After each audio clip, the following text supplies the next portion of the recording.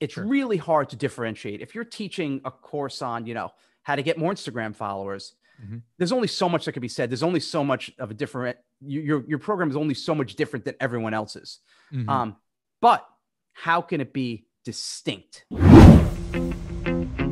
hey, what's up, everyone? Welcome to the Rock Your Brand podcast. I'm your host, Scott Voelker, a serial entrepreneur on a mission to help you. This show is designed to teach you, to inspire you, to motivate you to take massive action and build a future-proof business. So, whether you're just starting out or taking your existing business to the next level, this is your home. Now, if you're ready, I'm ready. Let's rock your brand. What's up, guys? Welcome back to another episode of the Rock Your Brand podcast. This is episode 936. And today I am excited because, well, I've got a special guest, a good friend of mine, someone who's been on the podcast a few times, but I'm welcoming him back. And I think it's his first time coming on since the name change of the Rock Your Brand podcast. So his name is Ryan Lee. And this guy has been doing business online, building brands for over 20 years. Now, here's the cool thing. Today, we talked a lot about building a brand, but also what does it look like building a brand in an e-commerce brand? Because now we have physical products involved, because he has a brand that he's currently building. He's been building it for a couple of years now. We're going to talk about the ups and downs of that, the struggles, what he's doing to build that without all the headaches, if that's even possible. So we're going to talk about that. And then the other thing that we're going to be talking about is his brand, Freedom. And that brand was one that he had owned previously, and now he has acquired it again. We're going to talk about that. And we're going to talk about his future plans for it. And by the time of this airing, it will most likely be live. And he'll talk about how you can get more information about that. But he's really trying to impact thousands of people. And, Ryan is just a no BS, no fluff guy. And he'll just tell it how it is. So that's what I love about our conversations. And this conversation that him and I had was one that, well, we just wanted to jump on and kind of catch up anyway. But I wanted to dig in to the e-commerce side because it's a whole nother animal. And then the digital training side and what led to him wanting to come back and start that thing up again.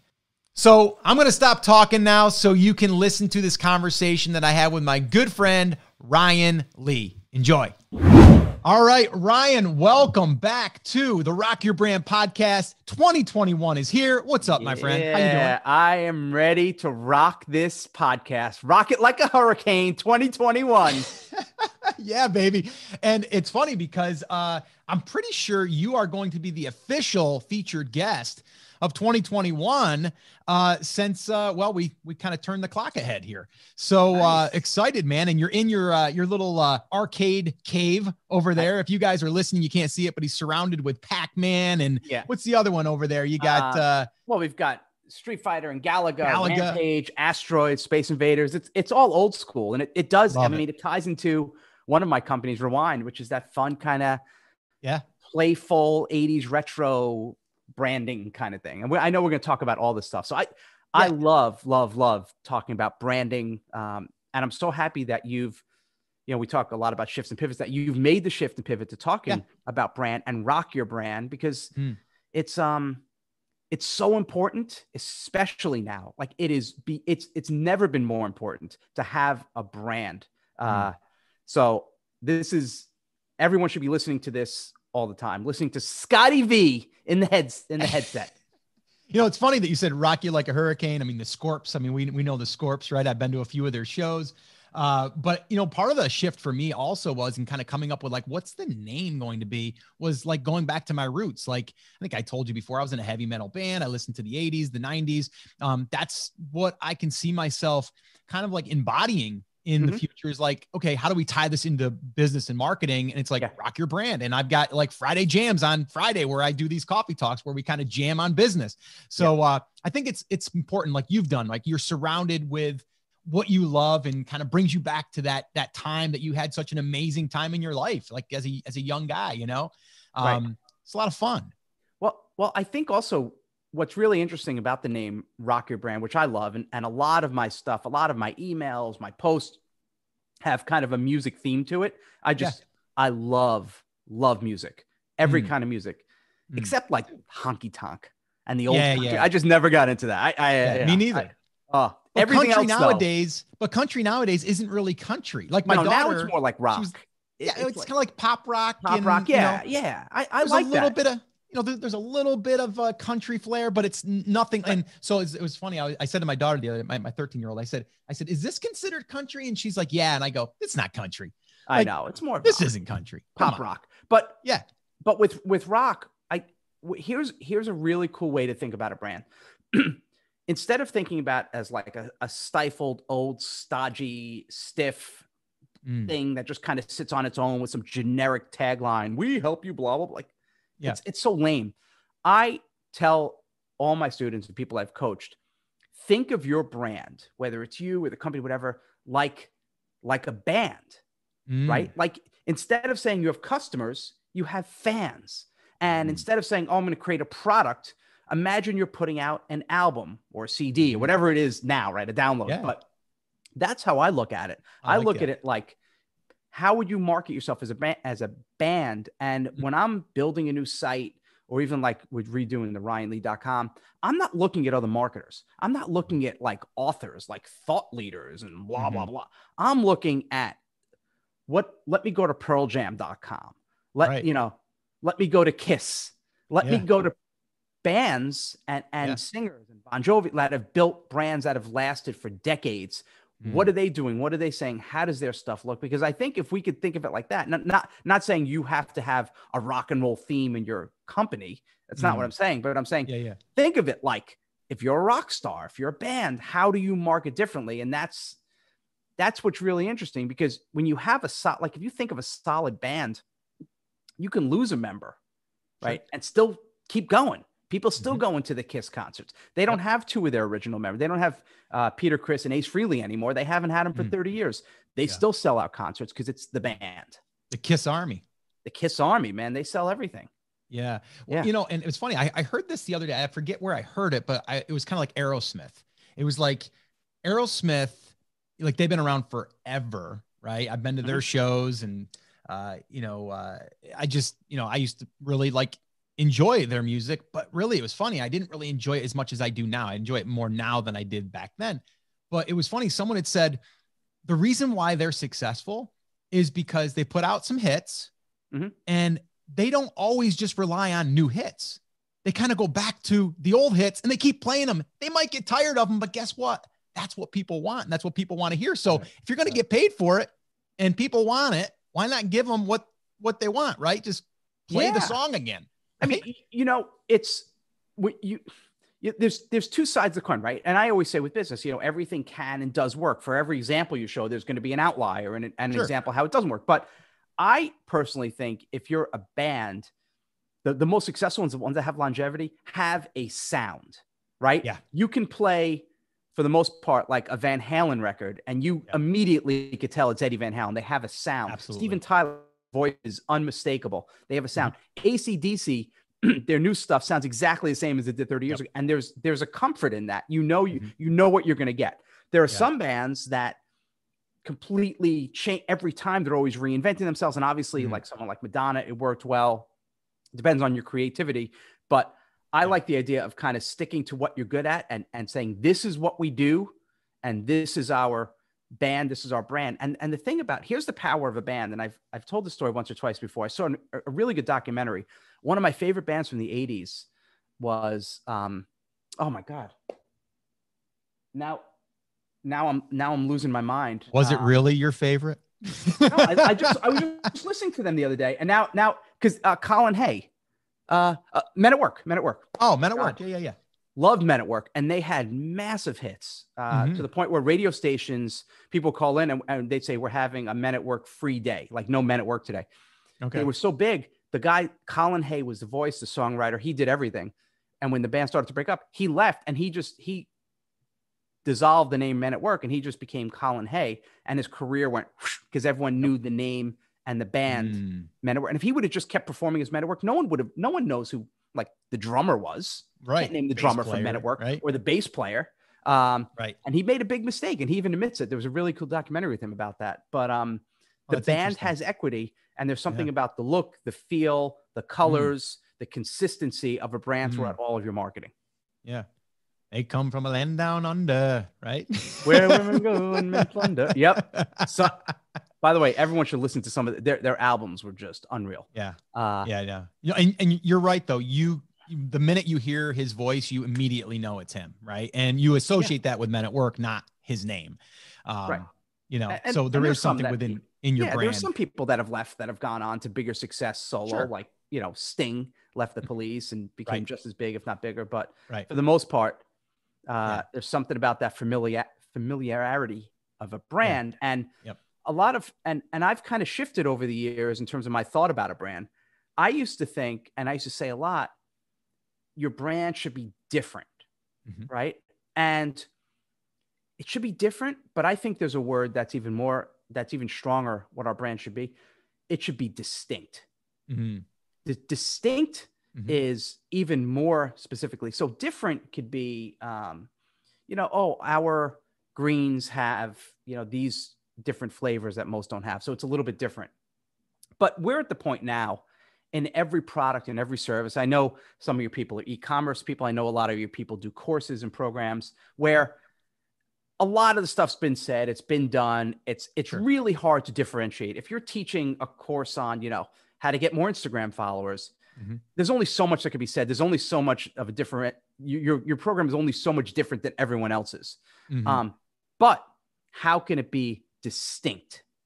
Right? What's the distinctiveness in terms of the branding? Because I think a lot of people, they look at their business as like product, like a whole bunch of products that are mismatched and they don't really go together. You can't really tell what's part of something. But is there something that's distinct? Like if you see this certain red color, you think of Coca-Cola, right? Like it's a very distinct mark, a very distinct brand. If you see the look of those, if you see that yellow cover on a book, you know it's like the Dummy's Guide, right? It's very distinct. Is their book on, you know, the Dummy's Guide to Photography any different than like the 4,000 books on photography? Probably not. But it's distinct. And that's what I'm trying to focus on is how is your brand distinct? How does it look different and feel different? And look and feel, really, I should say, distinct than everyone else. So there's a couple things I definitely want to make sure we cover in our time here together. You've been at this a long time. And I remember, gosh, going back probably 10, 11 years ago, you were teaching memberships and stuff. And I forget how many years ago it was, but it was a long time ago. And I remember seeing you and listening to your story. And even back then you were like, I was the exercise guy and fitness this. And then I went to this. And your story really hasn't changed, although you've kind of like reinvented yourself in an area that you wanted to spend time, right? Like where you wanted to focus on. And so now, you know, fast forward 20 plus years since you've been doing this, because you've been doing it a long time. You know, now you have a company, Rewind, which is, you know, basically a physical product or a, you know, supplement style type business, you know, and that's very competitive. You also are now ready to relaunch Freedom, which is going to be kind of like Netflix for, you know, education online around business and marketing, which is pretty awesome. I want to talk about that. But two very competitive spaces that we could say, okay, how do you, again, in that noisy world out there with these competitive markets, how do you separate yourself? Let's talk about Rewind. Let's start there. What is different? What does your band look like? Right, for that market? Like, how do you make a splash? Right. Well, the first thing is obviously it works best when whatever you're doing and building is something that lights you up, that feels good. Right. So I started to look at it. It started with my personal story where I gained weight years ago. I gained like 40 pounds. I was diagnosed with an autoimmune disorder. So my story was, how did I reverse that and lose the weight and get back to the same, you know, weight I was back in high school. So I started to kind of play with the idea, the story, and in terms of like looking at what the competitors are doing. And what I noticed was in our space, what we started with bars and now we're doing more greens, bars and even greens, it all looks the same. There's really no difference in any of the products. It's all the same stuff. And if it's an organic bar, organic greens, you can't out organic another bar. Right. You can't say we're more organic. Right. If you're a date-based bar, you can't say we have more date. Like they're pretty similar. So mine was, what's my personality? What do I like? What's going to be really distinct? And it was that whole, like, we're going to be fun. And it's going to be that fun kind of 80s retro wallpaper, if you will, on the backdrop of it. And the name Rewind has the double connotation of rewinding the years, knocking years off your body, but also anyone our age, around our age and older, remembers rewinding VHS tapes, cassette tapes. So it has that kind of feeling of, it has that double meaning. So that was how we were going to be distinct with our logo, and has the little rewind arrows. That's our distinct mark. Our copy, our branding is all about fun and play, which no one else was doing in our space. Some of them are trying now, they're trying to copy us, but it just comes off as fake because all their packaging looks the same too, especially the greens. White package, a couple of pictures of some greens, some spinach, a picture of the thing. We've got 18 veggies and da-da-da. It's the same crap. So even our look is different. And in terms of shifting the brand, at the beginning, I was focused more on the name of the bar, the name of the product. When I got back to how are we distinct and what's the distinct brand, Rewind came front and center, and we moved that logo and that thing front and center on the name. So you see Rewind Peach, Rewind Cherry, Rewind Grape, where now it stands out and it's distinct even more. So that's where we took the idea of, what do I like to do? What do I like to play? Just like you're doing with Rock the Brand. You could have easily called it, brand excellence, or make your brand stand out. But I think when you could find a way to make it a little bit tapping into something that is not necessarily related directly to what it is you're selling. So what the heck does the 80s have to do with greens? Nothing, right? But you could find things like, if you love motorcycles, right? You're like into motorcycles and all that stuff. Why can't you infuse some of that edge into whatever it is you're selling? I don't care if you're doing an Instagram course. Can you infuse some of that kind of rebellious, freedom-based, getting on a motorcycle and riding, and somehow tie that into freedom? I'm so used to saying my own gun into your product. So now it is distinct from everyone else. For every other, because I guarantee you, every Instagram training product looks the same. They probably all look really, really similar. And I think that's where people get stuck, Scott, is because they look at all the competition, like, what the heck am I going to say that's different? And what they try to do, the way they try to win, is they try to out hype everybody. Oh, well, they say how to get 3,000 followers in a day. I'm going to how to get 3,500. You're playing the 8-minute abs game. If you've ever seen There's Something About Mary, 8-minute abs, 7-minute abs, it's like, you can't, it's a race to the bottom. No, I think you bring up some really good points, and in that space, and again, like, you've obviously, when I seen it, it reaches me because it's reaching our demographic, right? So how are you going after only like those people, even though that you'll pick up the other people probably, but were you targeting people that are your demographic? Like, it's a great question. When I first launched it, that was the idea. I'm like, we're just going to be Gen X. Okay. And if you're Gen X, cool. And if you don't get it, we're not for you. But what I started to notice as we've been shifting and running ads and looking at the data, we were skewing at the beginning, we were skewing older. We were getting people in their late 50s and 60s who were not, they were like younger boomers, right? So their music was a little bit more late 60s, early 70s, yacht rock, Seals and Croft or whatever, some of or disco even. But they still loved, but what they loved was our fun.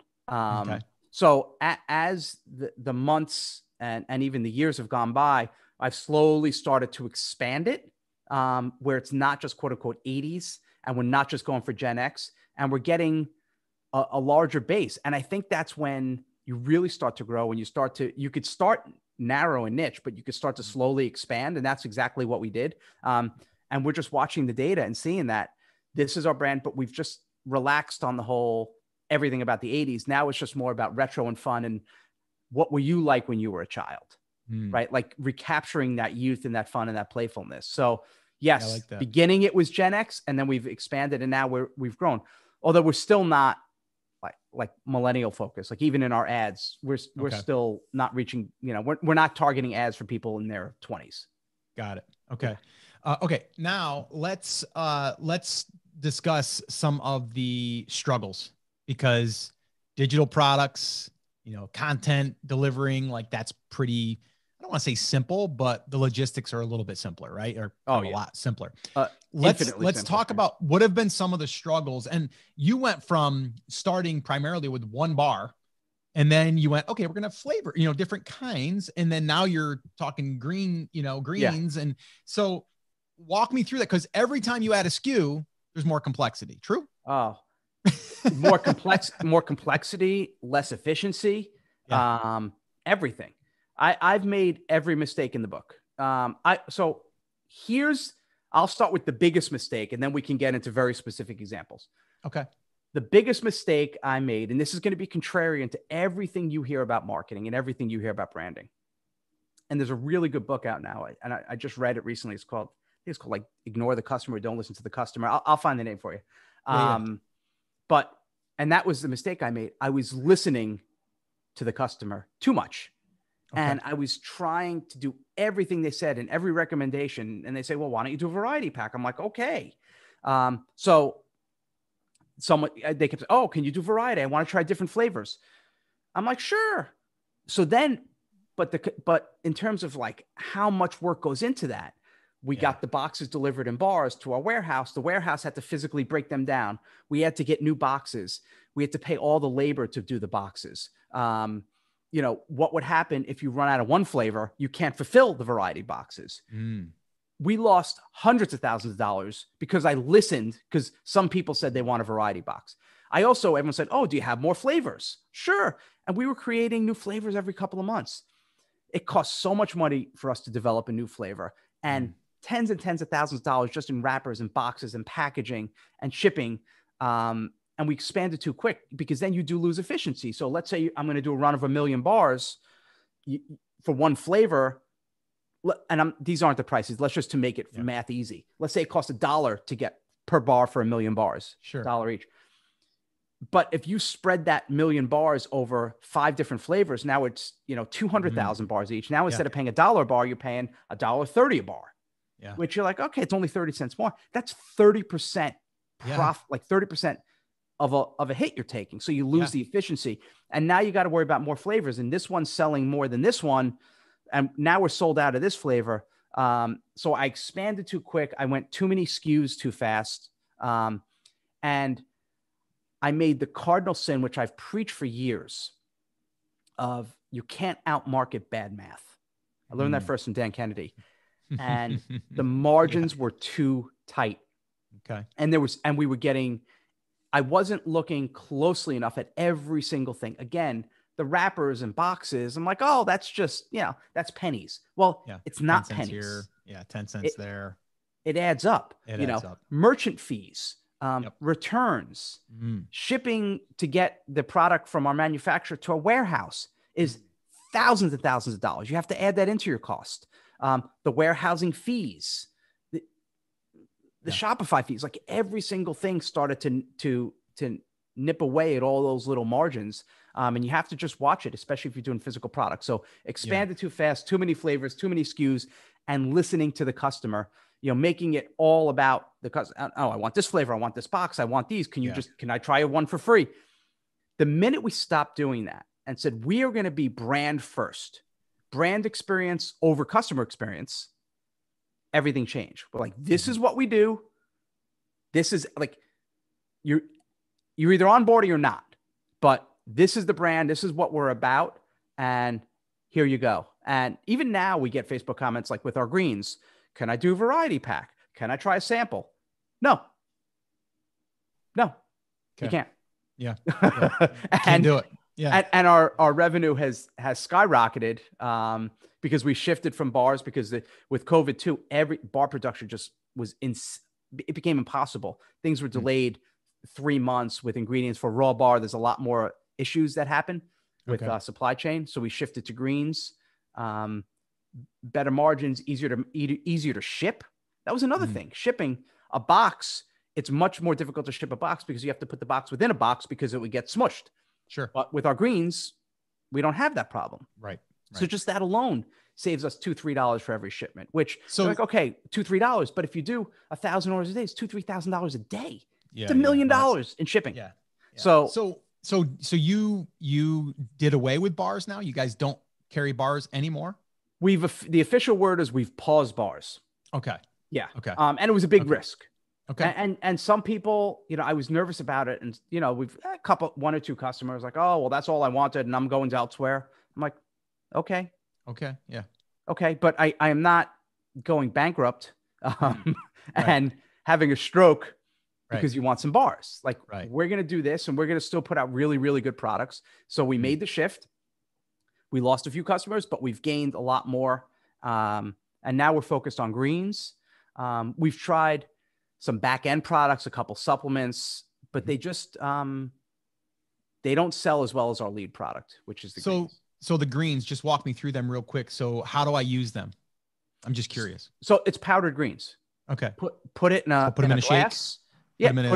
Put it in it's powder. Put it in a glass, add water, stir with a spoon and drink. And the differentiator is ours are the best tasting by far.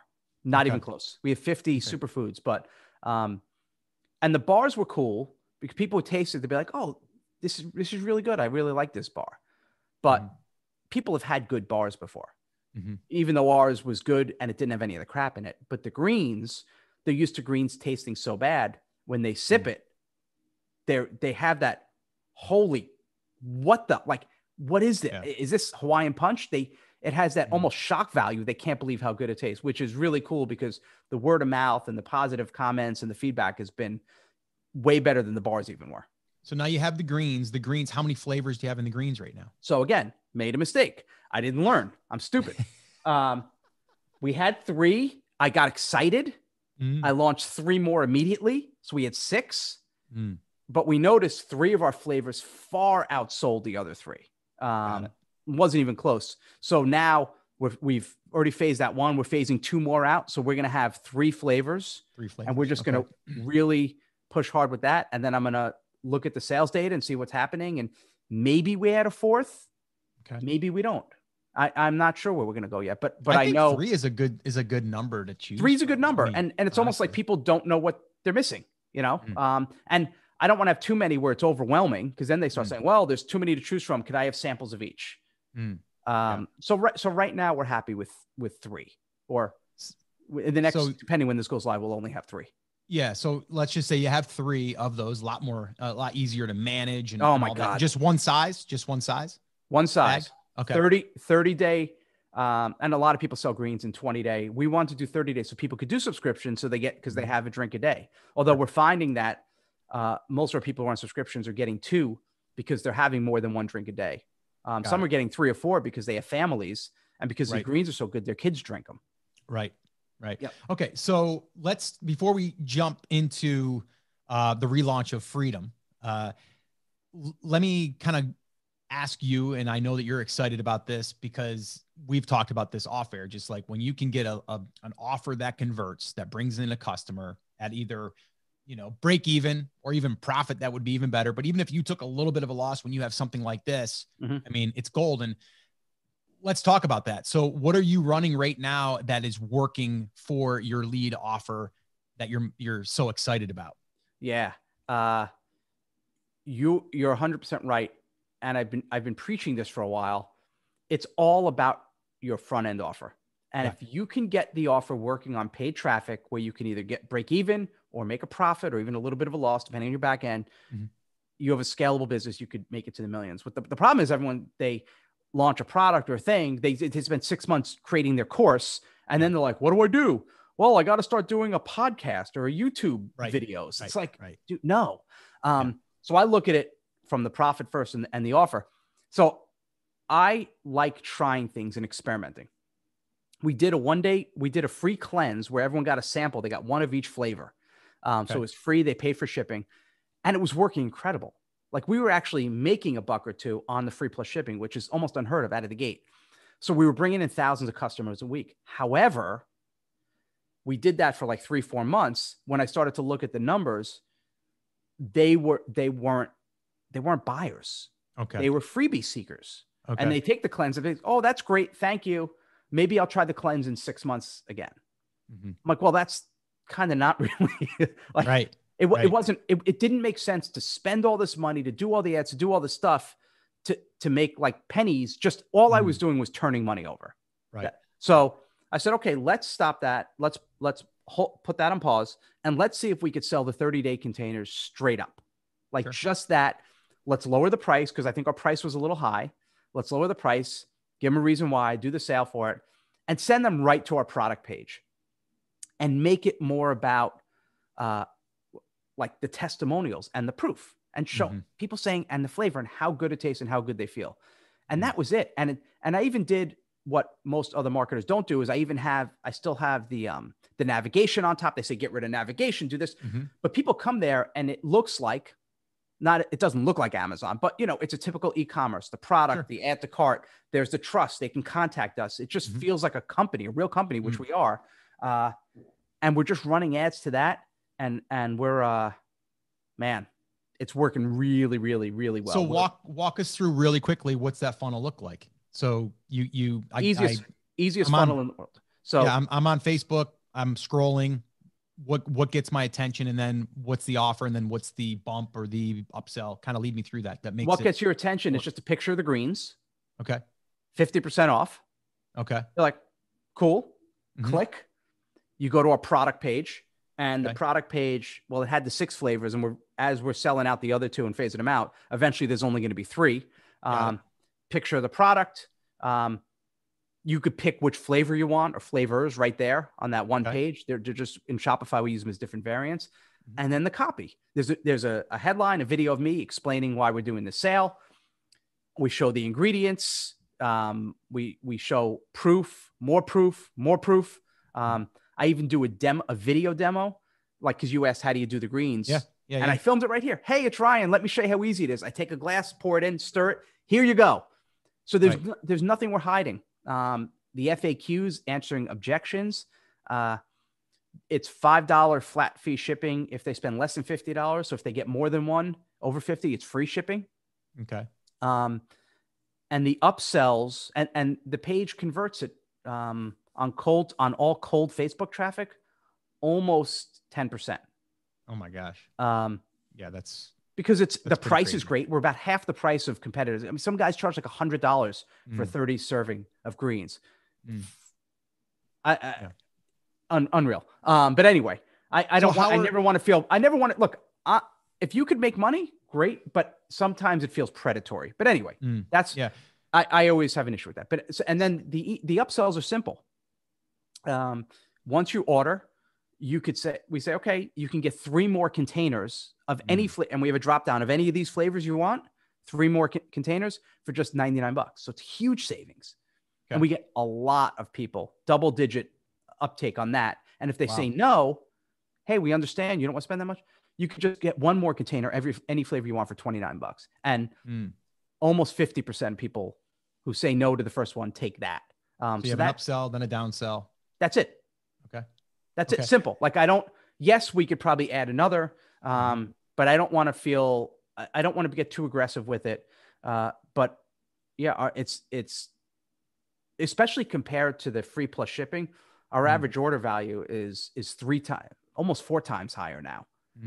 And so let me ask you. That's the funnel. That's the funnel. Now on the back end of that, I'm sure you have like a banning cart and people, following up with those people and kind of doing that type of thing. Yep. Which is kind of typical. But what about getting them into a subscription? What are you finding that people are then joining? Because I'm sure they do. You do like a subscribe and save or something like that. What's that look like? Well, we did a big promotion where you can get 50% off your subscription, and we filled tons and tons of subscriptions. Nice. We paused the new subscriptions for a little bit because we had this pouch sale going on. We were in between packaging. So we paused the subscription now, but we're going to start adding it back in. And we usually just give people the option right at checkout. Hey, click here to buy, click here to subscribe. And then the subscriptions are just when I do our so people who buy get in our regular email sequence, not a sequence, live emails. I send 5 to 6 emails a week. More motivational, more inspirational, more stories. We always have a reminder of the day, like one of our featured customers every day. And then we'll mention subscription. Hey, PS, if you want, the convenience, you never run out, you'll be first to get it. You'll save 5%. Click here and become a subscribe and save member. That's it. I love that. I love it. Yeah, no, I knew it would be simple for you because you're all about like, let's not build this complicated system. I think, you get some of these marketers and they when you do this and you set this pixel and it's like, dude, just make it really simple, especially simple for us to run, because the more complexity you add, the more things can break and the more confusing it is. Just make it simple. Create a really good product, whether it's an e-commerce product, whether it's a course, whether it's an ebook, whether it's a journal, make something really, really good and just say, hey, here you go. If you want it, click here. And if you don't, that's cool. Here's what I got. Here's what I got. Here's what to do. Right. Here's how to get it. Right. If you want it, and here's the results that you can expect to get if you have it. And if you, follow. Yeah. And here are other people that have done this. Exactly. And here's what they've got. You don't need fake countdown clocks and all these gimmicks, man. People are tired of it. Just be a real friggin' human being. That's it. It's so much easier to build your brand and your company just by being a real human being. Crazy. It is. It is. It really is. So are you writing your emails yourself for Rewind still? Yep. Okay. Cool. It's one of my favorite things to do. It's such a habit for me now, writing daily emails. So I go to a coffee shop, even though I have this great space, but I just find I write better in a coffee shop. And I write my email for Rewind first, and then I write my email for Freedom. And 90% of my day is kind of done by then. And so how are you, because I know people are going to want to know this, excuse me, how do you get inspired of what you're going to write that morning? Do you sit down at any point in time and go, I'm going to kind of map out some topic ideas and then just you have a bucket to go to? Or do you just sit down and go, today, I think I'm going to talk about Sally because she emailed yesterday? That. Basically. Yeah. Okay.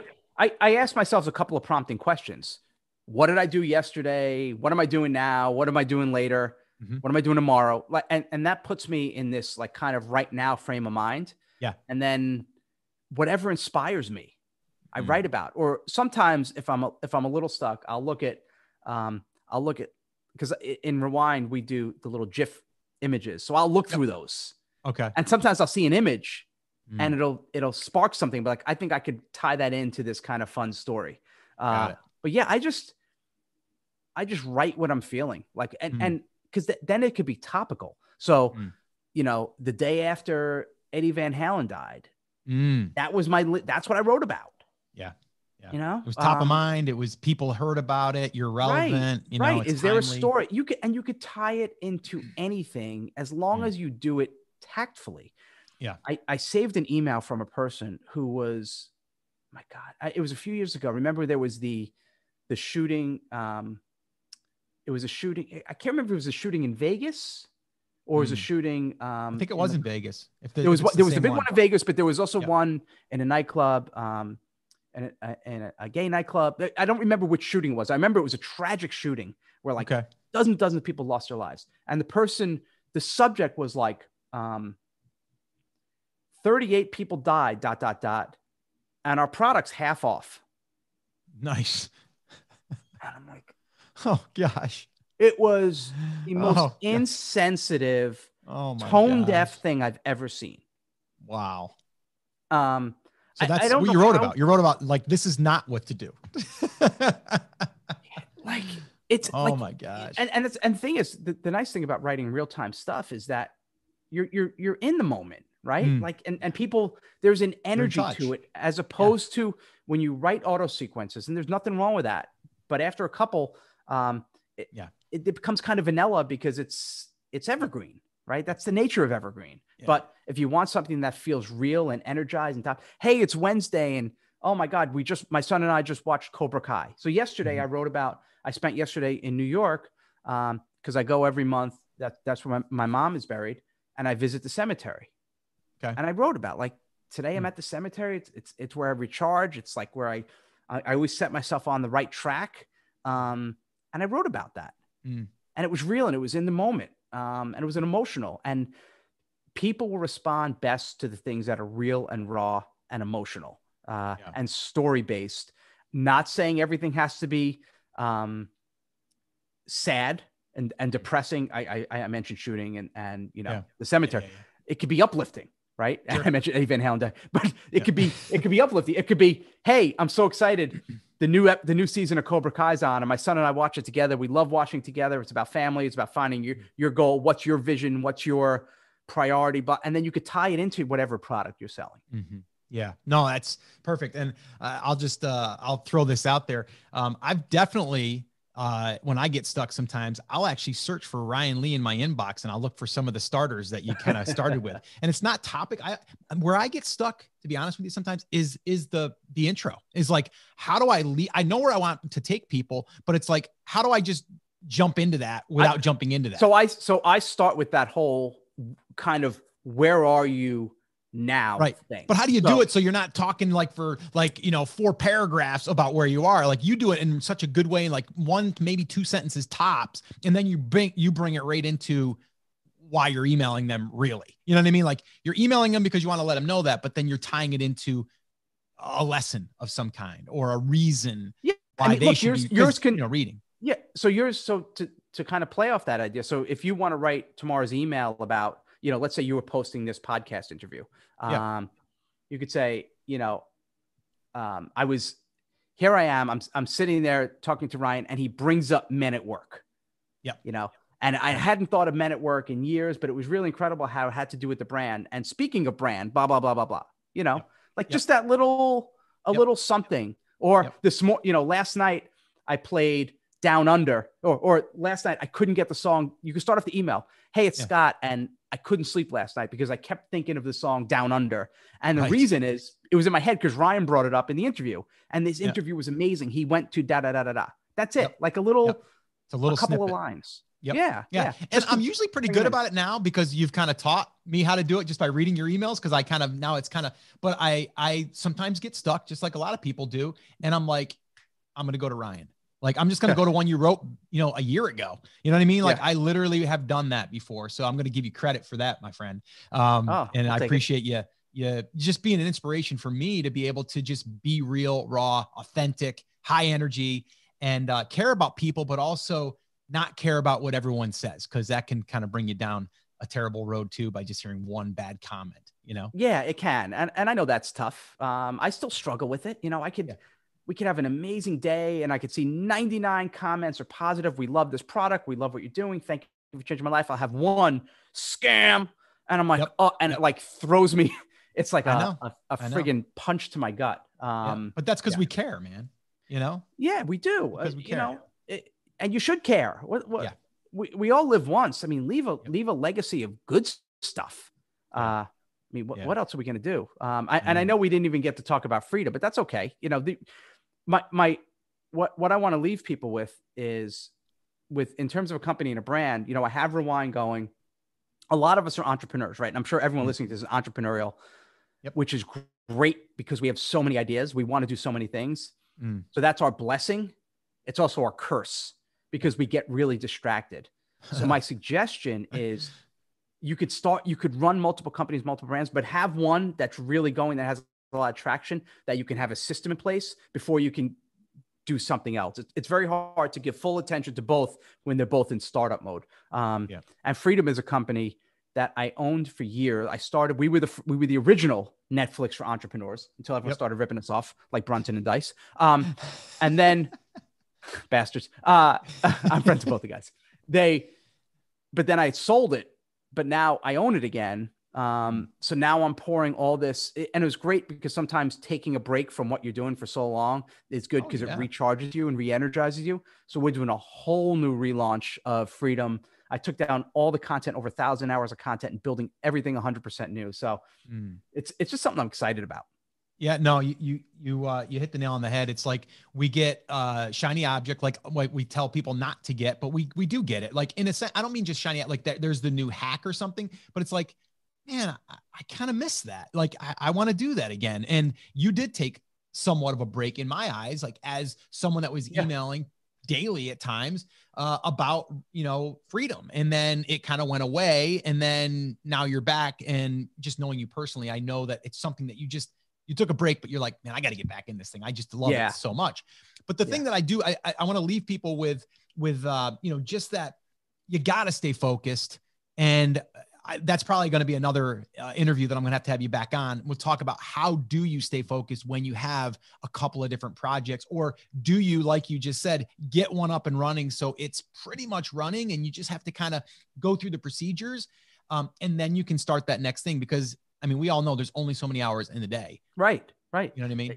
The great thing about having a company with a good offer that you're getting paid traffic is that you don't have to sit on friggin' social media all day. And, I've got to do an Instagram post. I don't do Instagram. I think I have an Instagram. I don't even know how to log into it. Or YouTube videos. Like, I'm not doing any of that. We have an offer that works, and you just have someone watching the ads and continuing to do that. And I could either say, hey, Rewind is going great. All I have to do is watch the back end, make sure it's cool, and just kick back and watch TV all day. Right. But I can't. And most of you probably can't, because we're entrepreneurs and we create. So that's why I'm doing Freedom again. I could have just said, I'm just going to ride off into the sunset with it. But your heart's going to tell you, but definitely, don't try to take on too much, especially when you're getting started. Don't take on more than one project or one company until one has enough traction and there are systems in place. And then if you feel like it, you could start something else. Or you may say, you know what, I'm happy. I'm just going to coast. Because you don't have to be like Vaynerchuk and want to buy the jets or Cardone or whatever these guys are screaming about working 24 hours a day. You got to figure out what the heck you want in life and what you want your business to look like and what you want your life to look like, and build the business around that. There's no right or wrong answer. Everyone is different. Everyone's driven to different things. So do what feels good on a deep down soul level, man. And you live a good life. Yeah. Well, man, this has been awesome. I knew it would be. You and I jamming a little bit here. Jam session. On the Rock Your Brand podcast. So everyone, Ryan Lee. So here's what I want you to do. Tell people how they can connect with you, whether it's through Rewind, Freedom, whatever. Where do you want them to go so they can learn more about you, or just, kind of stay in touch? Well, definitely check us out at Freedom, FREEDYM.com. And depending when this goes live, we should have already launched. And during this beta, during the initial, we're giving 50% off for everyone who joins. And wait till you see the price. I don't even want to reveal it. You'll see 50% off. And if you want to get some of the world's best tasting greens, go to RewindCo.com. And that's it. I'm on Facebook. I'm everywhere. But you nowhere. And I appreciate you having me, Scott. Yeah, no, this was awesome. I appreciate you, and we'll definitely get you back on, of course, and we'll catch up as always. So, man, thank you. I appreciate you. Thanks, my friend. All right. Well, there you have it. Like I said, you never know where the conversation is going to lead with my good friend, Ryan Lee. I just enjoy hanging out with him. He's a lot of fun, but he's got high energy like I do. And if you were watching this and you weren't just listening to it, you could see that he's in his little man cave, which has a whole bunch of old 80s stuff, music stuff, arcades, arcade games. Galaga was in the background there. Miss Pac-Man, I believe.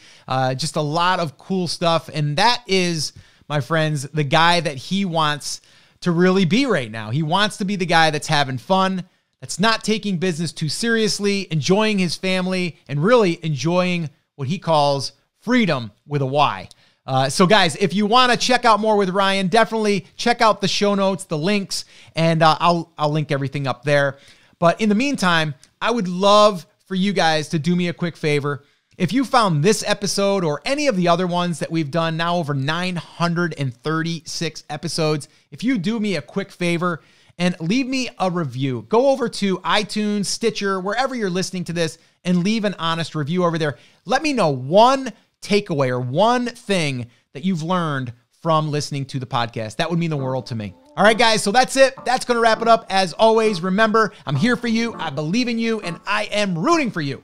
But you have to, come on, say it with me, say it loud, say it proud, take action. Have an awesome, amazing day, and I'll see you right back here on the next episode. Now let's rock your brand.